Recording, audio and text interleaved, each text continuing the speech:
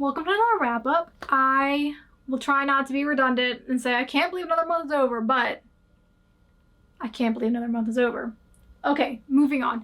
This month I read 9 books. I read 4 physical books, 4 audiobooks, and 1 ebook, I think. Yes. So I'm gonna go ahead and start with the physical book. The first physical book I finished this month was Daisy Hates by Jessa Hastings. I read this in my reading vlog where I was reading books picked by my favorite YouTuber, Sarah Caroli. This was the 3rd book read in that video, and it spilled over into April. So, if you don't know what Daisy Hates is about, it is the 2nd book in the Magnolia Parks world. Basically, it's a series about, like, these socialites in London and their lives. It's very, like, Gossip Girly, very drama heavy. It's romance, sort of, but it's not. It's, like, so toxic. So, this is the first Daisy Hates one. You read them in order of Magnolia Parks, Daisy Hates, then you read another Magnolia Parks, then you read another Daisy Hates, because the Magnolia Parks and the Daisy Hates take place at the same time following different characters. So this one follows Daisy Hates and her brother Julian and her love interest Christian. And all 3 of them have points of view, which was cool because in Magnolia Parks only Magnolia and BJ had points of view, so it was cool having like a 3rd point of view in this one. I actually liked Daisy Hates more than Magnolia Parks. And I think it's because I felt like it was less toxic, and I'm not saying that this one's not toxic. Like, I do think Daisy and Christian have their own levels of toxicity, but it's different than Magnolia and BJ. I feel like Daisy and Christian are like self-aware of what they're doing to each other, and I feel like Magnolia and BJ kind of just like, I don't know if they even realize how toxic they're being, and if they do, they don't care. But like, they care. Like, I don't know. It's hard to explain if you don't read the books. I did feel like this one was less toxic than Magnolia Parks, and I just liked this storyline better. I also think I like Daisy Hates better as a character than Magnolia. I had been putting off continuing this series until Sarah chose this book for me to read, so I'm really glad I got to continue reading it. I decided on a 4.5 for rating for this one. I had rated Magnolia Parks 4 stars, so that was the first physical book I finished in April. The next physical book I read was Just for the Summer by Abby Jimenez. This was my first book by her, and I read this one while I was on a lake vacation, and I also vlogged that. This book is about these 2 people named Emma and Justin, and they both feel like they have this curse where as soon as they break up with someone, that person goes on to find their soulmate. And so they decide to date each other to break the curse so that when they break up, they'll find their soulmates. And you can guess it. They fall in love because it's romance, and that's what happens. So this one was really, really cute. Like, literally from the get-go, I was so obsessed with the writing, with the characters, with their chemistries, with their cute. I loved everything about this book.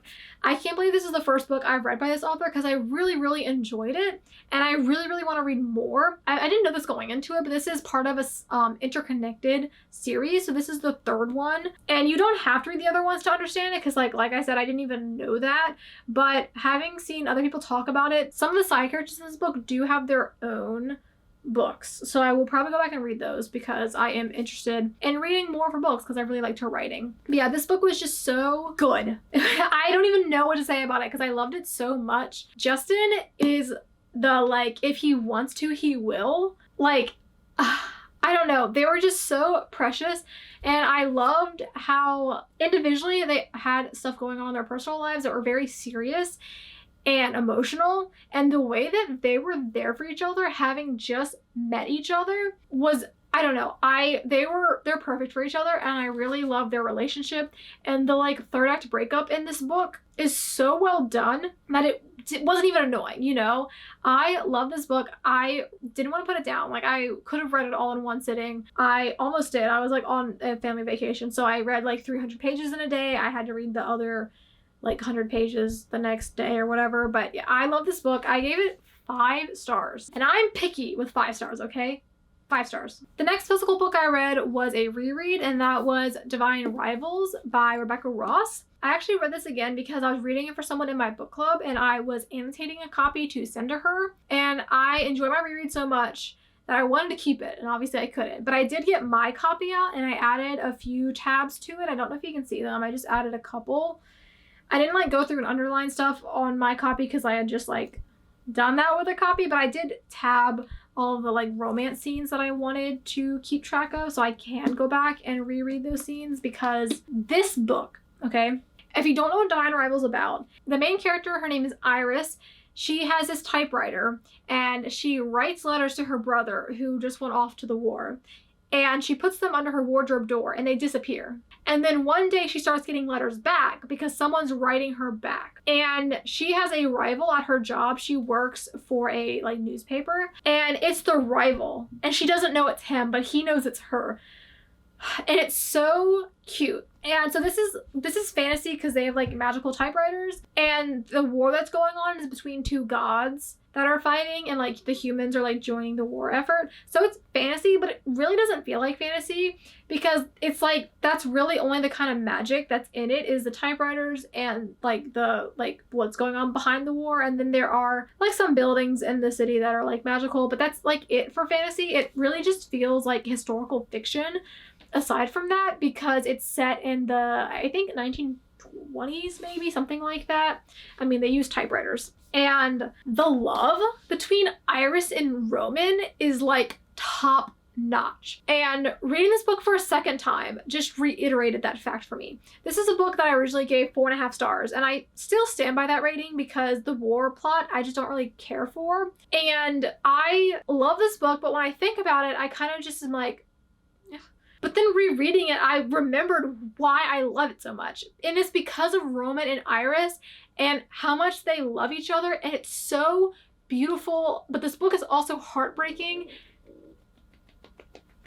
Thanks. Yeah.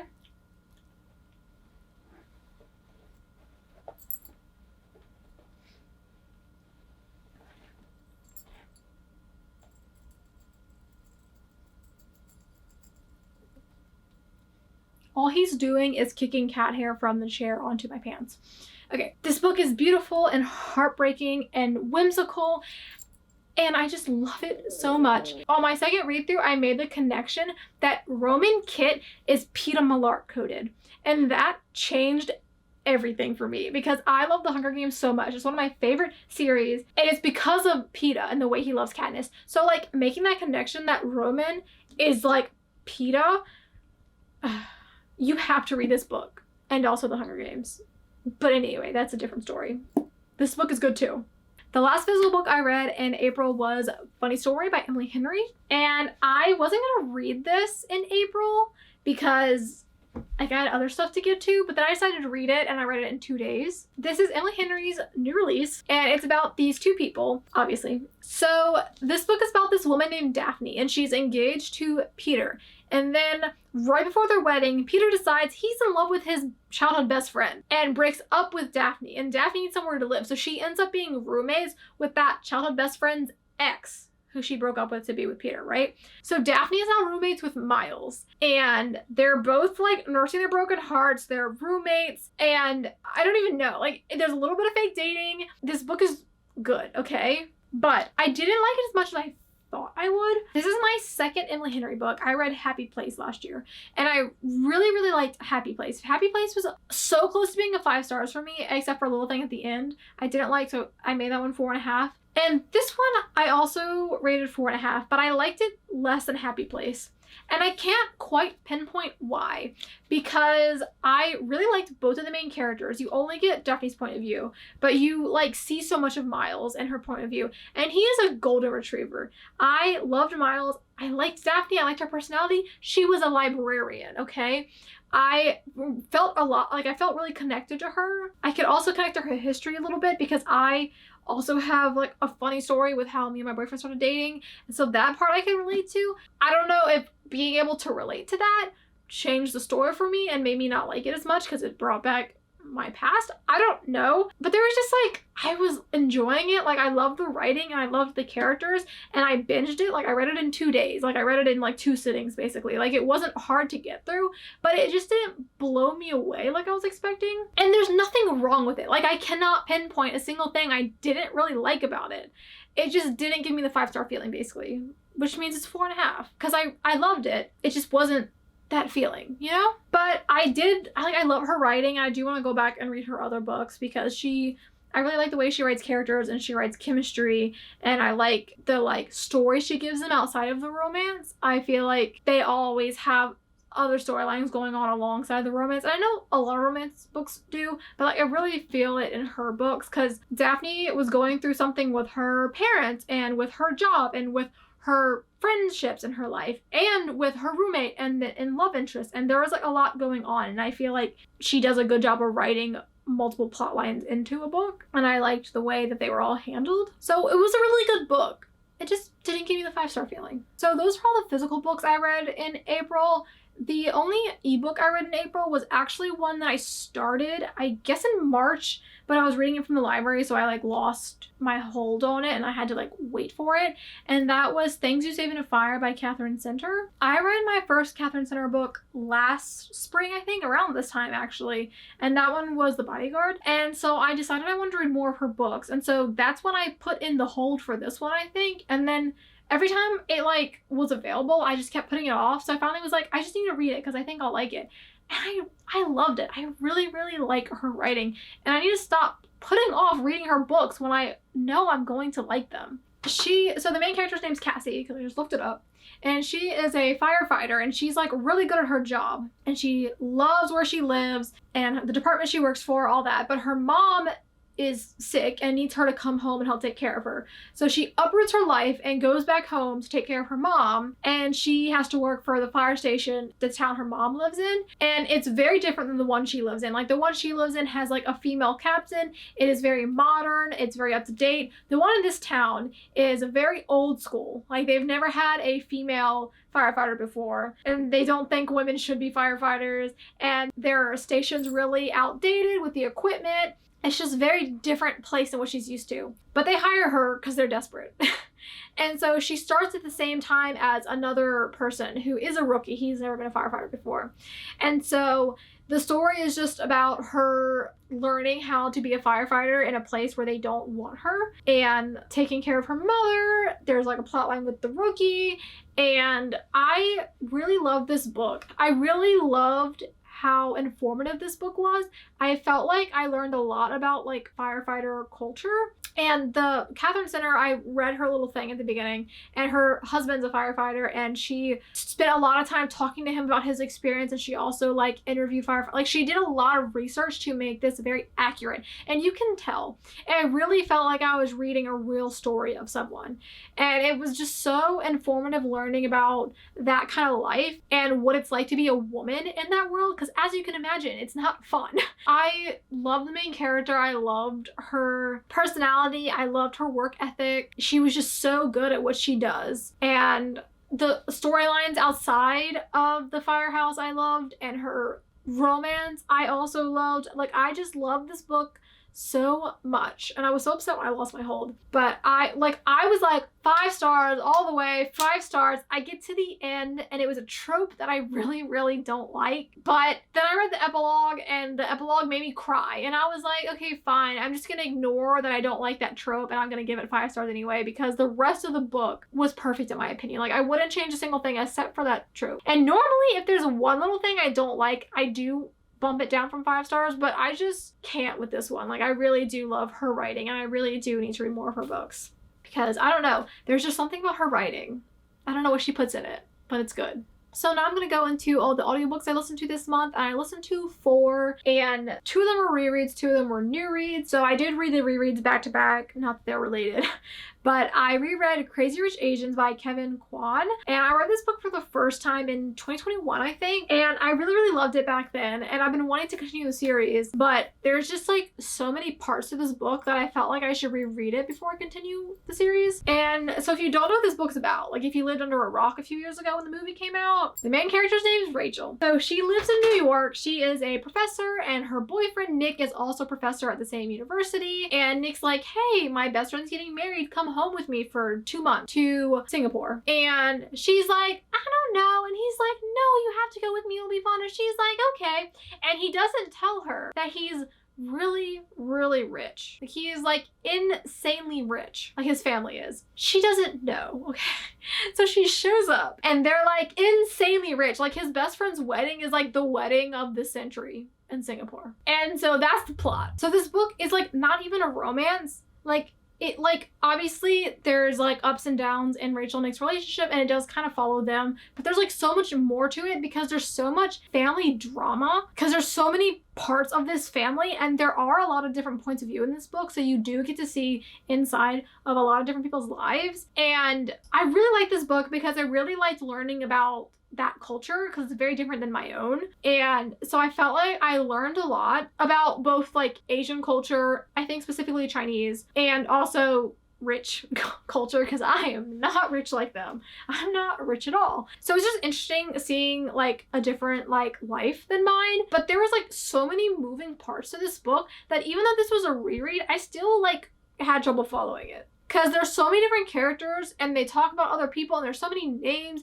and there's so many like connections, and there really is like so much to this book that I definitely could not listen to it as an audiobook if that was my first read through. But I did enjoy my reread because I kind of just felt the same way as I did before, and because there's so many different parts of it, I kind of forgot little pieces of it, so it was nice reading it again, and it was a nice refresher for when I do pick up the next book, which I hopefully we'll do soon. But yeah, this book's really good. I think I originally gave it a 4.5 rating, and I also watched the movie back then, and the movie's also very good. Of course, they like change things. It's a good book. The next book I reread was The Titan's Curse, which is the third Percy Jackson book. Like I've said in previous videos, I have not read Percy Jackson since like middle school, so it's almost like reading it for the first time, especially like the later ones. Like the first one I remember pretty well. The other ones not so much. I feel like I didn't reread them as much growing up. So if you don't know, Percy Jackson is about children of the Greek gods, basically. They're called half-bloods. They don't like have magical abilities per se, but they are like they are humans that have like extra strength, and like they're kind of like warriors, and they go to this camp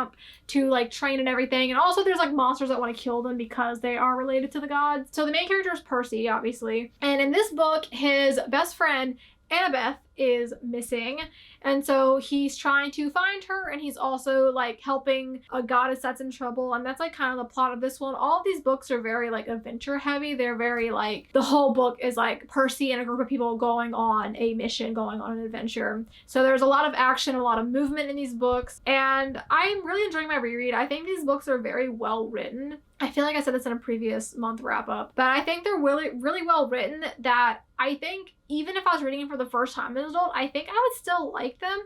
I don't think it's just nostalgia like making me like it. I think it's a good mix of being like simple writing, so like a younger audience can read it, but there is like humor thrown into it that you can appreciate as an adult. And yeah, I'm really enjoying rereading these books, and I'm gonna continue reading this series, and maybe I'll finally get to some of his other series because I've never actually read the other ones. So the next audiobook I listened to was a first time read, and it was Imogen, obviously. This is the same author that wrote Simon versus the Homo Sapien Agenda, and that's why I read this book. I've said this before, but a lot of the YA coming of age romance books I listen to, I pick based off the cover or the author. So I did not know this book was going into it, but I will tell you what it's about. So the main character's name is Imogen, and she is, this feels silly saying, she is heterosexual, but she is a great ally. That's like a big plot of the book. I'm not just making that up. Everyone in her life is queer, but she is not. She is hetero, but she is an ally, and that is the plot, okay? So she goes to a college campus to visit her best friend that's like gone off to college, and so she gets there, and her friend Lily is like, hey, sorry, but I told my new friend group that you are bi and we used to date. And so now Imogen is pretending to be bi to all of her new friends, even though she is not bi. Can you guess where this plot line is going?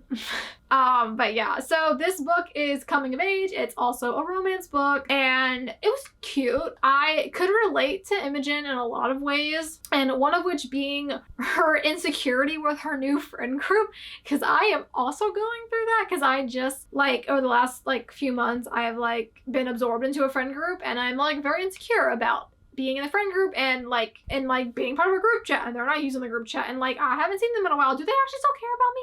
Like every thought she had, I was like, yeah girl, I get you, I feel you. But so I can relate to her a lot about that, which the description I gave you is like the description from like Goodreads, basically, about like the plot about her pretending to be bi.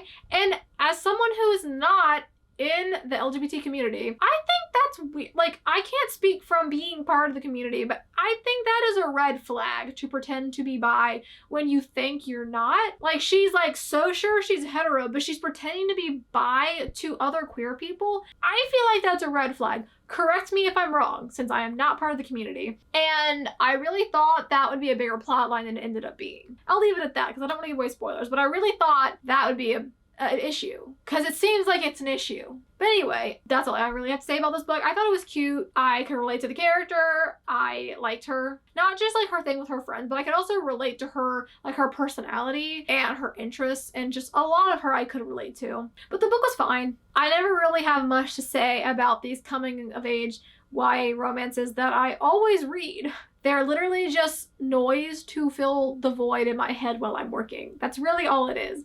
It keeps me entertained while I work, and I don't really have thoughts outside of that. So that's the book I read. The last audiobook I listened to in April was One of Us is Next, which is the sequel to One of Us is Lying. Is that the name of that book? It's on my shelf somewhere. Oh, it's right in front of my face. It's right there. One of Us is Lying is the name of the first one. The second one is One of Us is Next. Okay, so the plot of the first one is kind of like Breakfast Club meets Pretty Little Liars and Gossip Girl, okay? So this group, the first one, One of Us is Lying, there's a group of teenagers in detention and then one of them dies, and so like all the ones left in detention are like suspects, but also the guy that died ran like a gossip website that posted gossip about the students at this high school, and there's someone that's releasing stuff about the group that was like in detention with him. Can you see where I'm getting the parallels to Breakfast Club, Pretty Little Liars, and also Gossip Girl? Anyway, so I read that book last year and I liked it, but I didn't love it. I liked it enough that I wanted to continue the series, and I'm just getting around to doing that now.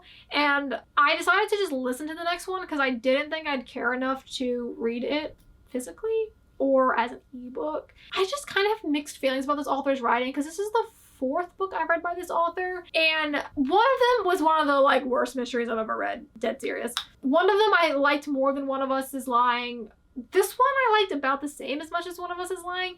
There's just like, I don't know, it's like I enjoy her writing and her characters and the mystery plot that she weaves together, but I just, like, in my head, the like perfect YA mystery book is A Good Girl's Guide to Murder, and I think I'm just gonna compare everything to that one because that one's so good, and this one's just not at that level. And I know it gets like kind of compared to that one being like another popular YA mystery, but it's just not there. And so this book in particular that I read, One of Us is Next, follows like a younger group of people than the first one. Like the group in the first one's graduated and they're in college, so this group of people is still in high school. One of them is like the little sister of one from the original group, and two of them are like friends with her or whatever. It like has 3 different points of view. It bounces around. Basically there's like another gossip. The gossip website's not back up, but there's like this truth or dare game going around, and then the truths are like the gossipy things like that used to be on the gossip website. And I don't know, I think it was an okay sequel, but I'm sorry, it's just my ass, dude. I thought it was an okay sequel, but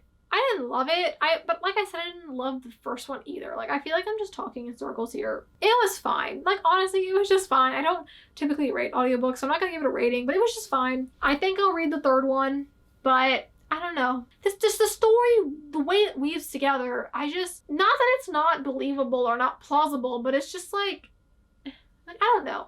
That you like find out at the end and you're kind of just like, okay. I don't know. It was all right. Anyway, those are all 9 books that I read in April. And there are many books that I am currently reading that did not get done in April. But that's just how it is every month. And yeah, so it was a pretty good reading month, I'd say, because all of these were 4.5 or 5s, which is impressive. Same thing for the ebook I read. I did really like most of the books I read. Honestly, it was really just those 2 audiobooks that I wasn't like a huge fan of, because everything else was like 4.5 or higher or a reread of a book that I liked. So yeah, pretty good reading month. I enjoyed books I read. I read a good amount this month. I feel like I had kind of a lot going on in April. I'm looking forward to some of the books I plan to read in May. I do have a video idea of like a reading vlog I will kind of do over the course of the whole month of May, because that's how long it takes me to read books, because I plan on reading 3 or 4 books in that video. So that video will probably come out in June. And yeah, that's all I have to say, I guess. And thanks for watching. Maybe you'll watch more, and yeah, okay. Bye!